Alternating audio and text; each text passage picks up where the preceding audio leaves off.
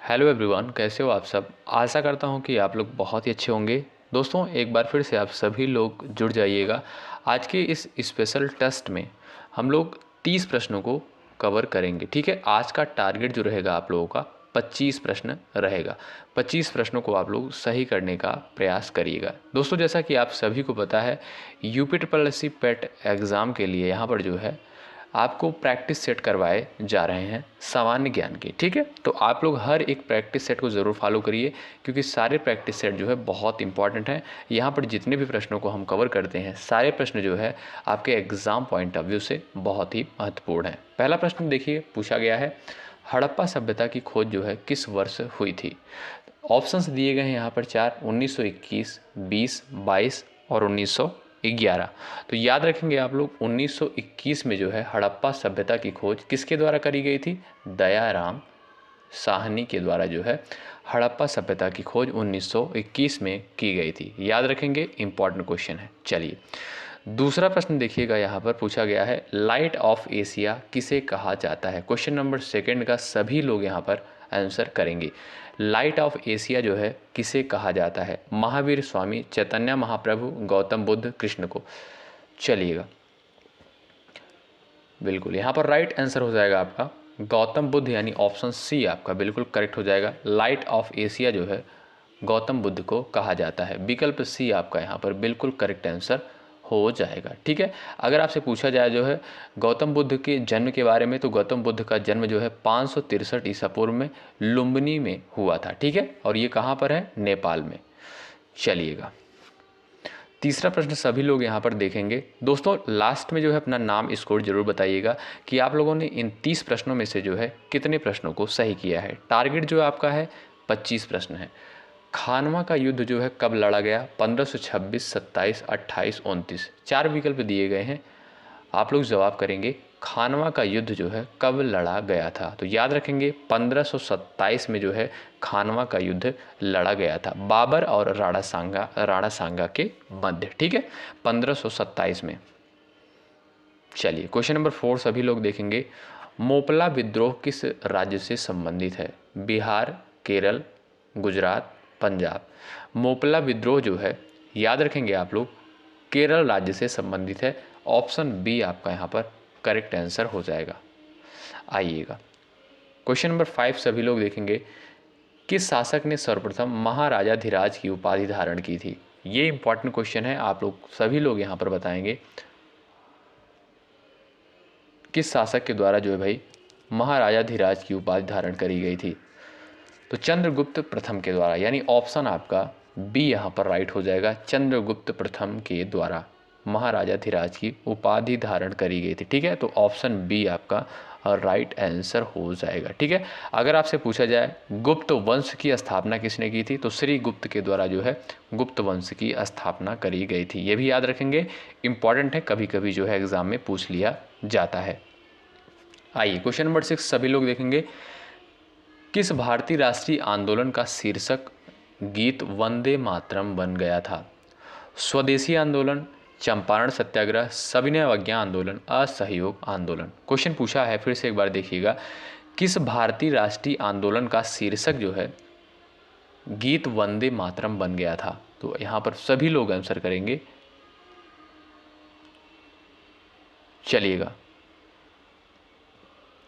तो याद रखेंगे दोस्तों, स्वदेशी आंदोलन, यानी पहला विकल्प आपका यहाँ पर राइट हो जाएगा। ऑप्शन आपका ए यहाँ पर करेक्ट हो जाएगा। ठीक है, अगर आपसे पूछा जाए जो है वंदे मातरम गीत जो है किसके द्वारा लिखा गया था, तो बंकिम चंद्र चटर्जी के द्वारा जो है लिखा गया था वंदे मातरम। ठीक है, आइएगा क्वेश्चन नंबर 7 सभी लोग यहाँ पर देखेंगे। बिहार बंगाल से कब अलग हुआ था। 1909, 1912, 1915 और 1923। 4 विकल्प दिए गए हैं। बिहार जो है बंगाल से कब अलग हुआ था, तो 1912 में। याद रखेंगे आप लोग, बी आपका ऑप्शन बी करेक्ट हो जाएगा। ठीक, अंत में अपना नाम स्कोर आप लोग ज़रूर बताइएगा। 1905 में बंगाल विभाजन के समय भारत का वायसराय जो है कौन था। 1905 में जो है बंगाल विभाजन के समय भारत का वायसराय कौन था। ये वेरी वेरी इंपॉर्टेंट क्वेश्चन है, स्टार लगाइएगा इस पर। सभी लोग यहाँ पर आंसर करेंगे इस प्रश्न का। 1905 में बंगाल विभाजन के समय भारत का वायसराय लॉर्ड कर्जन, याद रखेंगे आप लोग सभी लोग। ऑप्शन आपका ए बिल्कुल राइट हो जाएगा। काफ़ी दोस्तों ने यहाँ पर जवाब किया है। चलिए, गदर पार्टी की स्थापना कब हुई थी? क्वेश्चन नंबर 9 पूछा गया है, गदर पार्टी की स्थापना जो है कब हुई थी? तो याद रखेंगे 1913 में जो है गदर पार्टी की स्थापना हुई थी। और किसके द्वारा करी गई थी? यहाँ पर गदर पार्टी के जो है पहले अध्यक्ष जो थे सोहन सिंह भखन्ना थे। ठीक है, सोहन सिंह भखन्ना जो है गदर पार्टी के जो है प्रथम अध्यक्ष थे। ठीक, चलिएगा। और 1913 में जो है इसकी स्थापना करी गई थी। गीता रहस्य नामक ग्रंथ किसके द्वारा लिखा गया था? गीता रहस्य, सभी लोग यहाँ पर आंसर करें। गीता रहस्य जो है बाल गंगाधर तिलक के द्वारा जो है लिखा गया, यानी पहला विकल्प आपका यहाँ पर बिल्कुल करेक्ट आंसर हो जाएगा। चलिएगा, नागरहोल नेशनल पार्क जो है किस राज्य में स्थित है? नागरहोल नेशनल पार्क जो है किस राज्य में स्थित है अगर आपसे पूछा जाए तो विकल्प बी राइट हो जाएगा। कर्नाटक में जो है स्थित है नागरहोल नेशनल पार्क। ठीक, आइएगा, राष्ट्रीय वन अनुसंधान संस्थान कहाँ पर स्थित है? सभी लोग यहाँ पर आंसर करें, इंपॉर्टेंट क्वेश्चन है। राष्ट्रीय वन अनुसंधान संस्थान जो है कहाँ पर स्थित है? क्वेश्चन नंबर 12, देहरादून में, याद रखेंगे राष्ट्रीय वन अनुसंधान संस्थान जो है देहरादून में स्थित है। ये महत्वपूर्ण प्रश्न है, सभी लोग याद रखेंगे। काली एवं तीस्ता नदियों के बीच हिमालय का कौन सा प्रादेशिक विभाग जो है स्थित है? पंजाब हिमालय, नेपाल, असम हिमालय, कुमायूं हिमालय। काली एवं तीस्ता नदियों के बीच हिमालय का कौन सा प्रादेशिक भाग जो है स्थित है? तो याद रखेंगे आप लोग नेपाल हिमालय। ठीक है, ये आपका ऑप्शन बी चला जाएगा करेक्ट आंसर पर। चलिएगा, अगला प्रश्न देखिएगा, क्वेश्चन नंबर 14 देखेंगे। 1 डिग्री देशांतर की सर्वाधिक दूरी कहाँ पर होती है? 1 डिग्री देशांतर की सर्वाधिक दूरी जो है कहाँ पर होती है? कर्क रेखा पर, मकर रेखा पर, विषुवत रेखा पर, या ऑप्शन डी दिया है ध्रुवों पर। तो याद रखेंगे दोस्तों कर्क रेखा पर। ठीक है, ऑप्शन आपका ए यहाँ पर बिल्कुल राइट हो जाएगा। दोस्तों अगर आप लोग चैनल पर नए हैं सब्सक्राइब जरूर करें, बेल आइकन को जरूर प्रेस करिएगा आप लोग। ठीक है, चलिए, भारत की जनगणना का लघु विभाजक वर्ष जो है कौन सा है? भारत की जनगणना का लघु विभाजक वर्ष पूछा गया है यहाँ पर, कौन सा है? तो 1951 यानी जो है ऑप्शन आपका यहाँ पर बी करेक्ट हो जाएगा। ठीक, आइएगा, वह दर जिस पर रिजर्व बैंक जो है वाणिज्यिक बैंकों को लोन देता है विनिमय दर कहा जाता है, रेपो दर, रिवर्स रेपो दर, प्राथमिक उधार दर। भाई क्या कहा जाता है? वह दर जिस पर रिजर्व बैंक जो है वाणिज्यिक बैंकों को लोन देता है उसे कहा जाता है रेपो दर। याद रखेंगे, ये आपका ऑप्शन बी चला जाएगा राइट आंसर। क्वेश्चन नंबर 17 सभी लोग देखेंगे, सेवा क्षेत्र अर्थव्यवस्था के किस क्षेत्र को कहा जाता है? सेवा क्षेत्र जो है अर्थव्यवस्था के किस क्षेत्र को कहा जाता है? ये भी इम्पॉर्टेंट क्वेश्चन है, तो याद रखेंगे आप लोग तृतीयक क्षेत्र को। ठीक है, तृतीयक क्षेत्र को जो है सेवा क्षेत्र कहा जाता है। ये आपका ऑप्शन सी चला जाएगा करेक्ट आंसर।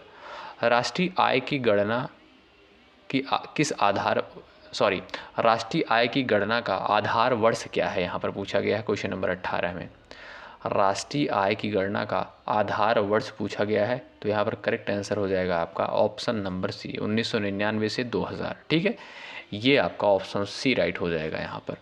चलिए, योजना आयोग के अनुसार शहरी क्षेत्रों में कितनी कैलोरी पोषण प्राप्त न होने वाले को गरीबी रेखा के नीचे माना जाता है? तो 2100 कैलोरी से कम, यानी ऑप्शन आपका ए बिल्कुल यहाँ पर राइट हो जाएगा। ठीक, आइए, अंत्योदय कार्यक्रम का उद्देश्य क्या है?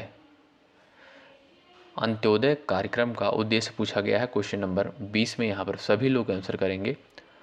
ऑप्शन से दिए गए हैं यहाँ पर गरीब परिवारों की सहायता करना, अल्पसंख्यक को स्थिति में सुधार करना, अनुसूचित जातियों के रहन सहन के स्तर को सुधारना, वृद्ध व्यक्तियों के जीवन स्तर को सुधारना। तो यहाँ पर करेक्ट आंसर चला जाएगा आपका गरीब परिवारों की सहायता करना। ठीक है, आपका ऑप्शन नंबर यहाँ पर ए बिल्कुल राइट हो जाएगा। चलिए, भारतीय संविधान की 11वीं अनुसूची जो है किससे संबंधित है? पंचायती राज, नगर पालिका, केंद्र राज्य संबंध, दल बदल कानून। तो यहाँ पर बताएंगे आप लोग भाई, 11वीं अनुसूची के बारे में पूछा गया है। चलिएगा, पंचायती राज से संबंधित है, ठीक है। ये आपका ऑप्शन नंबर ए बिल्कुल यहाँ पर राइट हो जाएगा, ठीक। ऑप्शन नंबर ए करेक्ट हो जाएगा। 11वीं अनुसूची जो है पंचायती राज से संबंधित है। और अनुसूचियों की संख्या कितनी है और अनुच्छेद कितने हैं वर्तमान में और भाग कितने हैं, आप लोग ये जो है कमेंट बॉक्स में बताइएगा।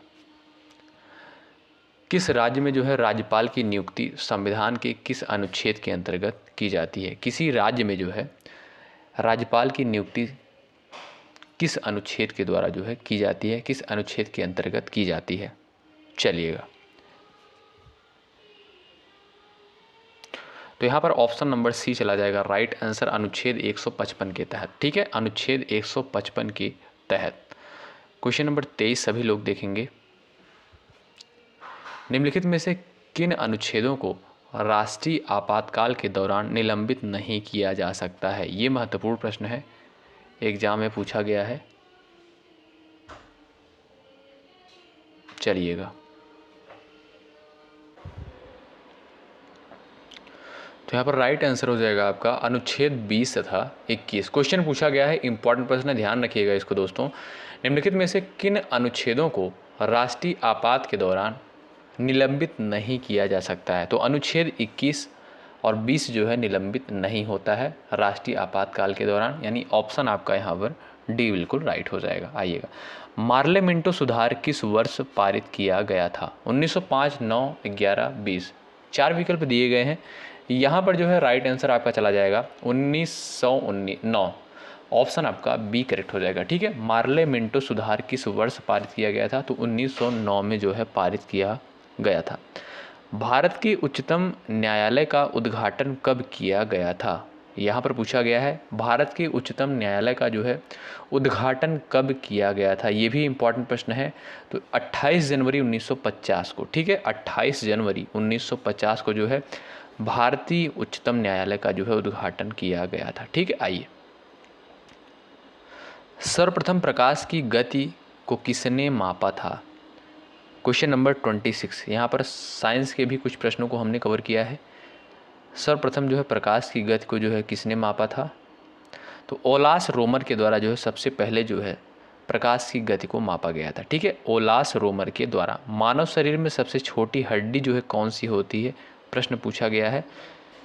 तो यहाँ पर आप लोग बताएंगे सबसे छोटी हड्डी जो होती है मानव शरीर में वो होती है स्टेपेज, ठीक है। स्टेपेज जो है सबसे छोटी हड्डी होती है। विकल्प बी आपका बिल्कुल राइट हो जाएगा, ठीक है। आइएगा, अगला प्रश्न है, आँख का कौन सा भाग जो है आँख के रंग का निर्धारण करता है? आँख का जो है कौन सा भाग आँख के रंग का निर्धारण करता है, ठीक है। तो यहाँ पर करेक्ट आंसर चला जाएगा ऑप्शन नंबर बी पर, आइरिस, ठीक है। ऑप्शन आपका बी करेक्ट हो जाएगा, यहाँ पर याद रखेंगे आप लोग, ठीक। आइएगा, किस तकनीक से समुद्र के पानी से नमक प्राप्त होता है? निस्पंदन, आसवन, वाष्पीकरण, भंजन। 29 का आप लोग यहाँ पर आंसर करेंगे। किस तकनीक से समुद्र के पानी से नमक प्राप्त किया जाता है? तो वाष्पीकरण के द्वारा, यानी ऑप्शन आपका सी करेक्ट हो जाएगा, ठीक है। वेपराइजेशन के द्वारा यानी वाष्पीकरण जिसे आप कह सकते हैं, विकल्प सी करेक्ट हो जाएगा। अंत वाला आपका प्रश्न है, ये 30वां क्वेश्चन है आपका। गन्ने में लाल सड़न रोग जो है किसके कारण होता है? कवक, शैवाल, विषाणु, जीवाणु के द्वारा। क्वेश्चन नंबर ये लास्ट का है आपका, तो कवक के द्वारा होता है भाई, ठीक है। अगर आपसे पूछा जाए गन्ने में लाल सड़न रोग जो होता है किसके कारण होता है, तो कवक के कारण होता है, ठीक है। ऑप्शन आपका ए यहाँ पर बिल्कुल राइट हो जाएगा। दोस्तों, यहाँ पर हमने 30 प्रश्नों को कवर किया है। अब आप लोग बताइएगा, आज का टारगेट जो था 25 प्रश्न था, आपने कितने प्रश्नों को सही किया है ये ज़रूर बताइएगा। और चैनल पर नए हैं सब्सक्राइब ज़रूर करिएगा। यहाँ पर जितने भी प्रैक्टिस सेट आपको प्रोवाइड किए जा रहे हैं सारे प्रैक्टिस सेट बहुत ही इंपॉर्टेंट हैं। हम यहाँ पर जो है उन सारे प्रश्नों को कवर कर रहे हैं जो प्रश्न आपके एग्ज़ाम पॉइंट ऑफ व्यू से बहुत महत्वपूर्ण है। अंत तक बने रहने के लिए बहुत बहुत धन्यवाद। जय हिंद, जय भारत।